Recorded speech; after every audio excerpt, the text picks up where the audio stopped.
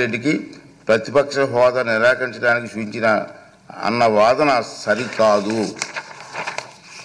నిజానికి జగన్మోహన్ రెడ్డి వైఎస్ఆర్సీ శాసనసభాపక్ష నాయకుడిగా ఎన్నికైనట్టు 26/6/2024 వరకు మా సచివాలయానికి తెలపలేదు.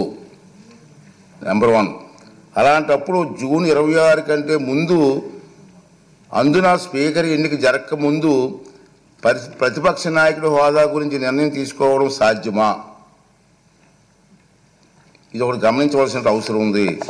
ప్రతిపక్ష నాయకుడి హోదా ఎవరైనా అర్హులా కాదా అనేది కేవలం రాజ్యాంగ సూత్రాలు, కోర్టు తీర్పులు, చిరకాల సాంప్రదాయాల ఆధారంగా మాత్రమే నిర్ధారించగలరు.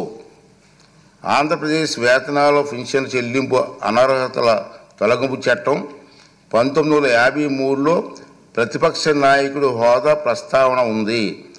ఆ చట్టంలో సెక్షన్ 12B ప్రకారం ఎవరైనా ప్రతిపక్ష నాయకుడి హోదా ఇవ్వాలంటే వారు చట్టసభలో సభ్యులై ఉండాలి. 2, వారు ప్రభుత్వ వ్యతిరేక రాజకీయ పార్టీ సభలో నాయకుడై ఉండాలి. ఇది క్లియర్గా ఉంది.